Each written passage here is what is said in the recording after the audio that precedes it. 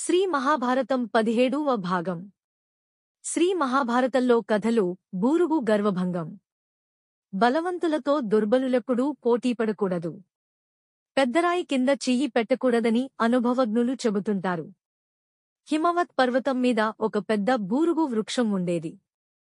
ఓసారి నారద మహర్షి ఆ దారిన వెడుతూ మధ్యలో బూరుగు దగ్గర ఒక క్షణం ఆగి, బూరుగా, ఈ హిమవత్ పర్వతం మీద ఎన్నాళ్ల నుంచి ఉన్నావు? ముదురు కొమ్మలతో, మహాబలంతో ఠీవీగా నిలబడ్డావు. నీ అంత పొడుగు, వైశాల్యం కలిగిన చెట్టు మరేదీ లేదిక్కడ. ఎన్నో పక్షులు నిన్నాశ్రయించి జీవిస్తున్నాయి. గాలికి అన్ని చెట్లు కూలిపోతాయిగాని నువ్వు మాత్రం కూలకుండా ఉన్నావు. నీకు వాయుదేవుడికి ఏమైనా చుట్టరికం ఉందా? లేకపోతే అతడు దయతలచి పోన్లే పాపం కదా అని నిన్ను రక్షిస్తున్నాడా? ఏమిటి రహస్యం? అని అడిగాడు. బూరుగు వృక్షం ఆ మాటలకు ఉబ్బి తబ్బిబ్బయింది. మునీంద్రా, తెలియక మాట్లాడుతున్నావు. నా ముందు వాయుదేవుడెంత? అతగాడి బలమెంత? అతని బలం నా బలంలో 10వ వంతుకు కూడా రాదు అంది కొమ్మలు విదిలిస్తూ గర్వంగా. దేవర్షి చిన్నగా నవ్వి, అమ్మమ్మ, అంత మాటనకు. వాయుదేవుడు తలచుకున్నాడంటే కొండలే కూలిపోతాయి. ప్రభంజనుడంటే సర్వాన్నీ చక్కగా విరిచేవాడని అర్థం. తెలుసా? అన్నాడు. అదేమో నాకు తెలియదు. నా మొదలు, కొమ్మలు చూశావా ఎంత బలంగా ఉన్నాయో? నన్ను తాకితే అతనికున్న ప్రభంజనుడనే బిరుదు కాస్తా పోతుంది అంది బూరుగు. సరే, జాగ్రత్త నీ కొమ్మలు, రెమ్మలు. వస్తా అంటూ చిరునవ్వు నవ్వి బయల్దేరాడు. సంగతంతా చెప్పాడు వాయుదేవుడికి. వాయుదేవుడు రానే వచ్చాడు. ఏమి బూరుగా? ఏం అన్నావు మళ్ళీ అను? నిన్ను తాకలేనా? పడగొట్టలేనా? నా ఆటలు నీ దగ్గర సాగవా? నీకు చేటుకాలం వచ్చింది. మాటలెందుకు?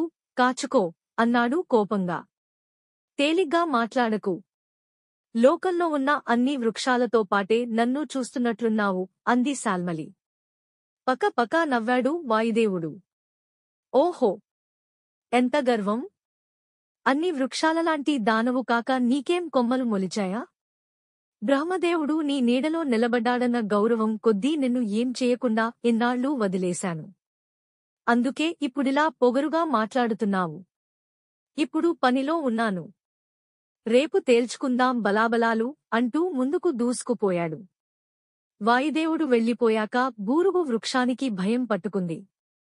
అయ్యో, మహాబలుడైన వాయుదేవుడితో విరోధం తెచ్చుకున్నానే. రేపు నాగతేమిటి? నారదముని మాటలు వినకపోయాను కాదు అని విచారించింది. మరుక్షణం మళ్లీ కొంచెం ధైర్యం తెచ్చుకుంది. వాయుదేవుడొస్తే ఏం చేస్తాడు? ఆకులు రాల్చేస్తాడు.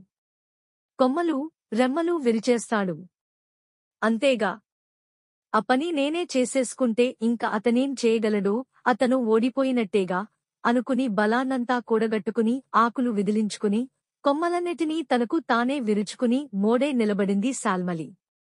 తెల్లవారింది. భయంకరంగా ధ్వని చేస్తూ ప్రతిజ్ఞ తీర్చుకునేందుకు వచ్చాడు వాయుదేవుడు. దుంగలా మిగిలిన బూరుగును చూస్తూనే పెద్దగా నవ్వుతూ, నా పని నువ్వే చేసేశావే. మంచిది. ఇంకా బుద్ధి తెచ్చుకో. ఒళ్ళు దగ్గర పెట్టుకుని బతుకు. నువ్వే కాదు, నీ బంధువులందరికీ కూడా చెప్పు అని హేళన చేసి వెళ్ళిపోయాడు. శాల్మలి సిగ్గుతో తలవంచుకుంది. గీతా మాహాత్మ్యము జ్ఞానం తేహం సవిజ్ఞాన మిదం వక్ష్యామ్య శేషతః యజ్ఞాత్వా నేహ భూయోన్య జ్ఞాతవ్యమవశిష్యతే. దేనిని తెలుసుకునచో మరల ఈ ప్రపంచమున తెలుసుకున దగినది మరియొకటి మిగిలియున్నదో అట్టి అనుభవ సహితమగు జ్ఞానమును సంపూర్ణముగా నీకు చెప్పెదను.